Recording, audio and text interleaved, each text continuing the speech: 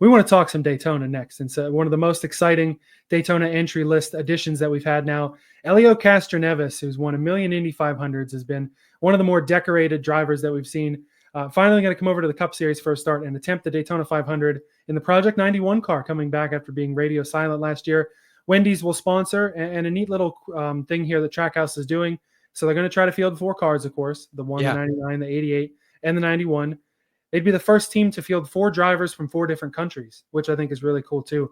Trackhouse continuing to promote the diversity. And finally getting Helio Castroneves over to NASCAR, conversations that started after he won an SRX race back in, I think, 2022.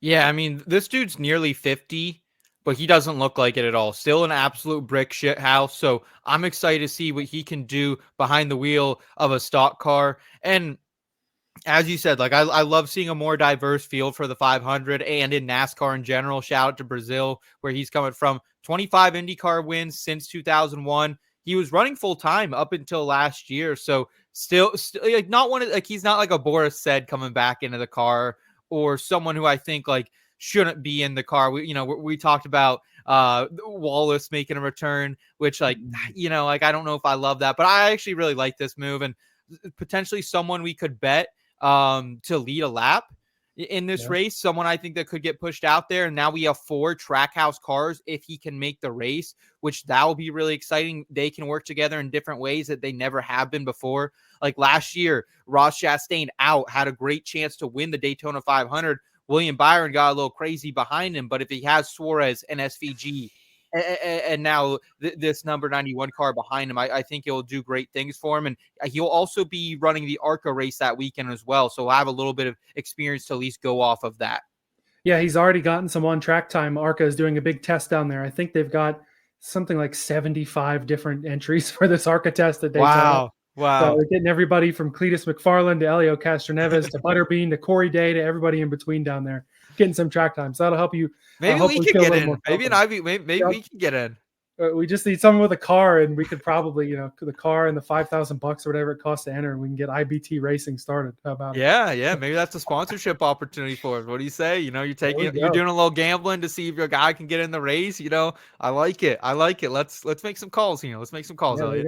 Hell, the sponsorship opportunities are out there, and I bet one team that if we ever wanted to throw our hat in the ring, get a little C-post decal, could be the Beard Motorsports 62, which is going to be back in Daytona with Anthony Alfredo in the car. They're going to attempt the Daytona 500 as well. Obviously, another open car. They're going to have to qualify in either on speed or through the duels. The 62 was a little spunky last year. We saw Parker Retzlaff run it in the top 5 in Daytona in the fall, and we were both pretty high on Alfredo after last year's pretty solid Xfinity season. Not the full-time opportunity that he wanted, at least not yet, but definitely the opportunity to make some noise at the 500.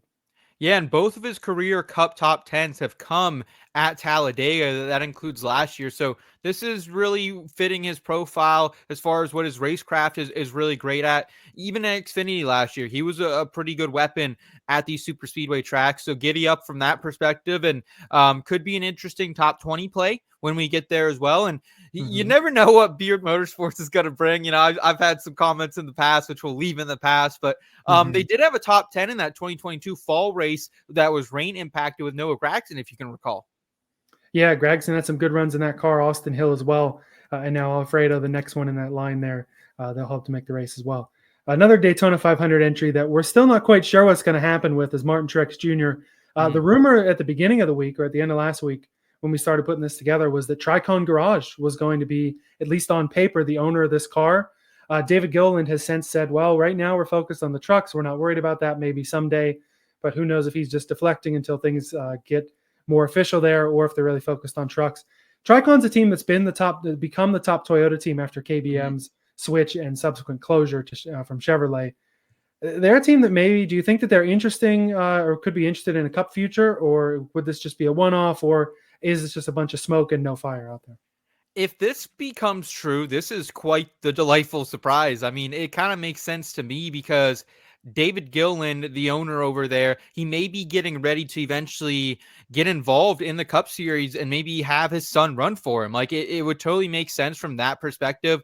A lot up in the air right now with Front Row Motorsports, and they are a top 2 truck team. They're based right in Mooresville already, so it wouldn't be like they're out of town or anything like that. They're right there on Byers Creek Road before you get back to like the NASCAR Tech Institute. JRM's back that same road as well. So this feels like this could be really cool, and it would kind of raise the stakes a little bit for Martin Truex. He's not just hopping in another JGR car. He's not just hopping in a 2311 car. Like, now there's some raised stakes, and I always like when the stakes get raised by a potential new player in the scene. So I hope so, but it's really tough to tell at this day and age what people want to invest in, just given the situations with the charters, with the lawsuits, and all the fuckery that's going on down there, Elliot. Yeah, and at the end of the day, it is important to remember too, there's a 99% chance that this car will be JGR prepped. It'll be in that racing shop. They just can't run a 5th car because they have the 4 charters. So in 2311, Truex is on the record saying it's not going to be through them. So that pretty much will leave Legacy, and we know that Legacy and Gibbs don't really have that relationship. They're not the affiliate there. So really, I don't know if this rumor started as just a fan trying to figure out how is Truex going to run a Toyota prepared by Gibbs in the 500. What's the source on this? What's the source on this? It was making the rounds. I don't remember where I first saw it, but it was making the rounds enough that it was commented on by, Bob Pockers and guys like that. And the fact that Gilliland even brought it up on Sirius XM and was asked about it means the smoke was definitely out there for sure. All right. Well, you know what they say, Elliot, where there's smoke, there's usually some fire. So let's see it.